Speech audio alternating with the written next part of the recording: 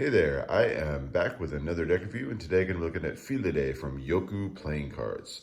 Jocu's a new playing card company started by Anthony Holt and designer Alessandra Gagliano. This is their first deck, was released on Kickstarter just recently. Their second deck, the Green Man, is actually available now. So if you like what you see here, definitely go check out their other Kickstarter campaign. But this is their first one, just now fulfilling. So let's take a look at it, find out what it's all about. Now, it comes in two different colors. You have the aqua and the terra, or water and earth versions here, as you can tell from obviously from the color schemes, which is which. But it comes in two different colors. They're the same in a lot of ways, other than the color of the foil, color of the tuck, and then the color of the backs of the cards. So we're going to take a look at the aqua card deck to get a little bit more detail about it, because there's really a ton to unpack in this one. So starting with the inspiration, it is the story of Fillide, which is kind of a tragic love story. It's based on a Sicilian legend, and those Sicilian legends are pretty strongly influenced by Greek and Roman mythology, which makes sense because Sicily is in Italy. But this one is the story of Fillide. Basically, the bones of the story, she was in love with Acamante. Acamante left to go fight against Troy in the war, and Fillide kind of was waiting for him for a long, long time, and eventually died of a broken heart. Well, the gods, and specifically Giannone, the goddess of the moon, took pity on her and transformed her into an almond tree. And when Acamante finally returned, the almond tree bloomed upon his return, just kind of as a show of Fillide's love. So kind of a cool, tragic love story from Sicily Legends. Let's see how it comes to life in this deck. So starting with the front of the deck, we've got Fillide written very boldly across the top in this silver foil on a blue matte tuck case, kind of this teal blue color. Has little bits of darker blue in here, which kind of creates a shadowy effect across the back of the cards. But the most prominent feature, what's going to stand out the most, is going to be this raised embossed silver foil going all over it. So you got Fillide, you've got all these kind of vine work, very fine level vine work going through.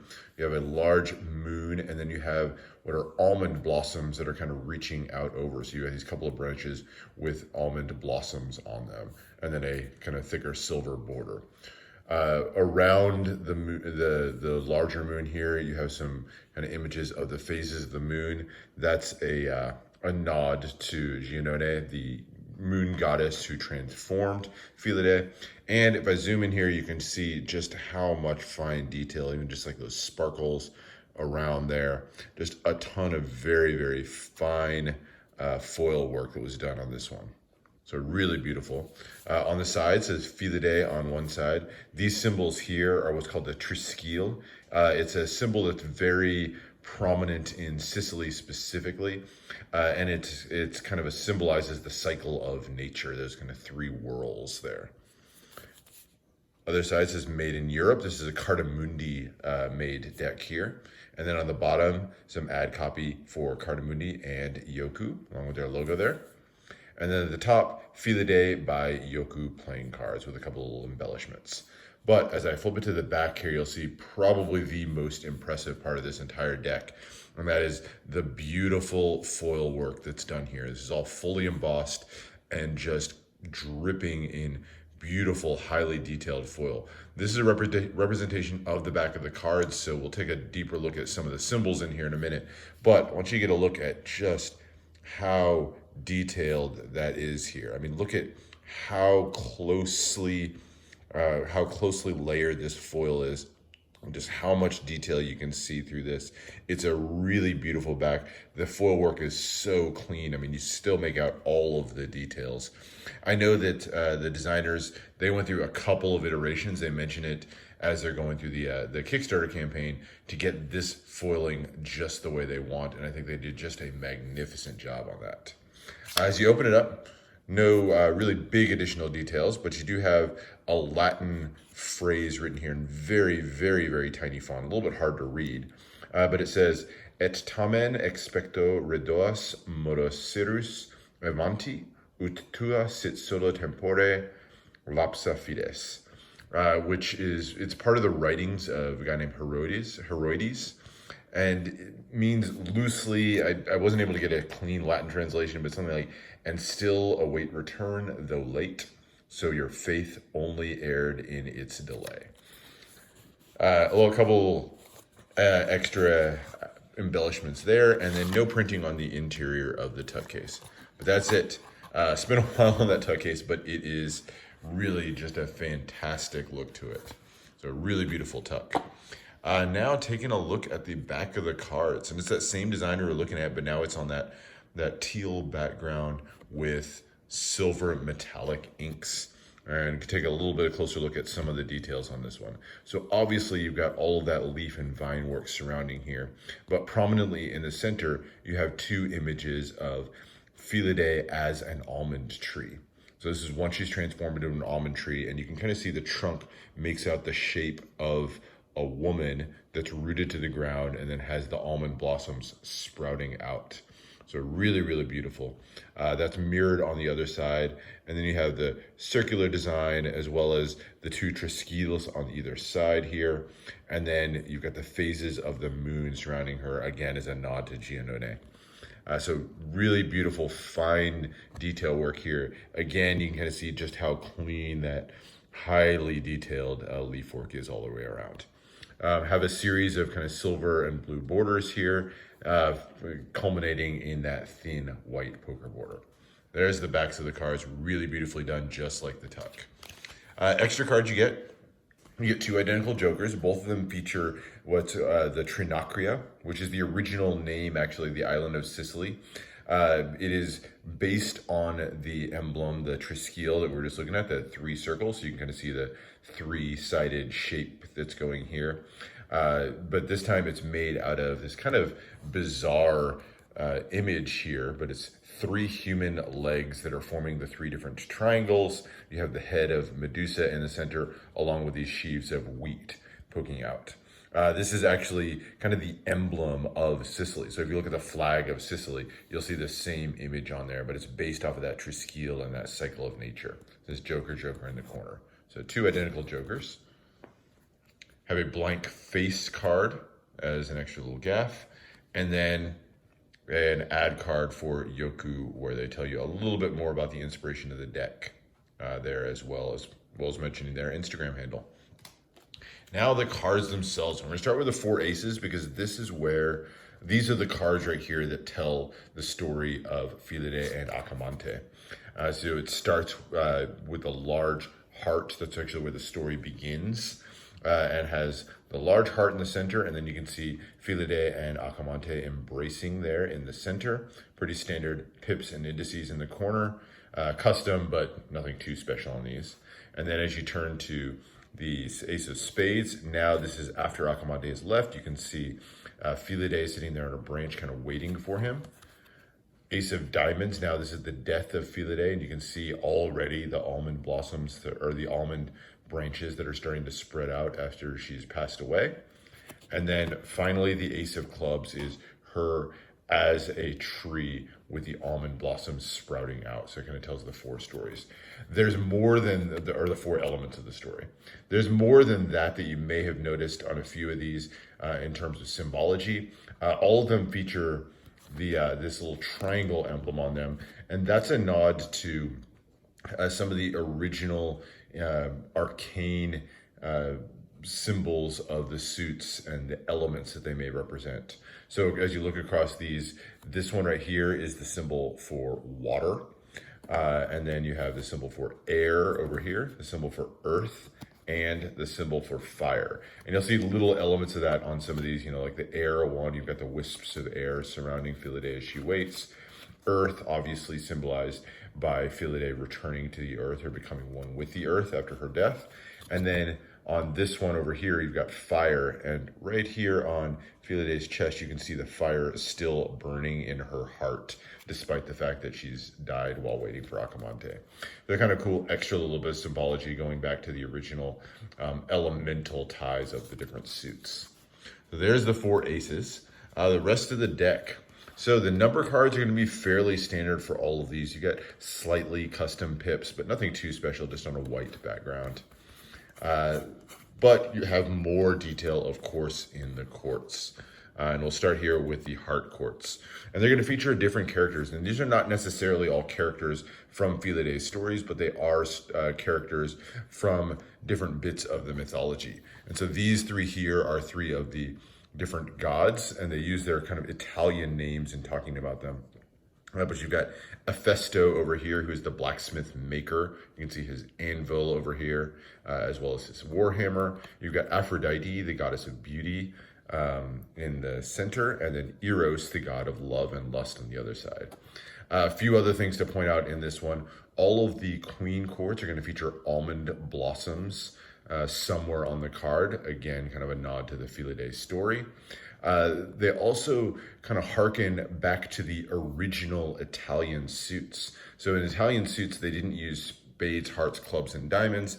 They actually used swords, coins, clubs, and cups. So hearts instead were the cup suits. So you'll see these cups or goblets that are featured on the hearts as well. And then last but not least, there's also a difference in the color scheme of the different quartz. And they're meant to be kind of in the spirit of a different season. So traditionally the suits were all kind of tied to an original season. These specifically are tied to summer. So you'll see these kind of bright, vibrant colors that are used on here. And you'll see the contrast as we go through some of the other ones, because these represented summer. And here, I'll just hold up the King of Spades next to it. You can see how the color scheme changes here as we go to the next suit. And we'll use that to kind of go into the next suit. So here are your spades. So the spades were the traditional suit of swords. So all 3 characters are going to be holding swords. It is also represented by autumn. So you'll see the different color schemes that are going here, a little bit more earthy tones coming in. The 3 characters here, you've got Jupiter or Giove, who is the king of the gods, featured here. You can see his kind of celestial symbol here in the corner. He also kind of has a crown of bay leaves on his head. You've got Giannone, who is obviously featured very prominently in the story of Fillide, along with her peacock here, which is one of her classic symbols, and the feathers all surrounding her. So Giannone there. And then the jack is Marte, or the god of war. And again, that celestial symbol as a nod to the fact that he was the inspiration for the naming of the planet Mars. So there are the 3 spades. Flipping through the spades real quick, you've got looking back at the number cards again, all fairly standard again, really small Pippin index there in the corner with the fatter spades in the center, but pretty standard orientation on those. Diamonds are going to be more of the same until we get to the quartz. And here are your 3 diamond quartz. So the diamonds now are going to be winter, so you've got much cooler tones through here.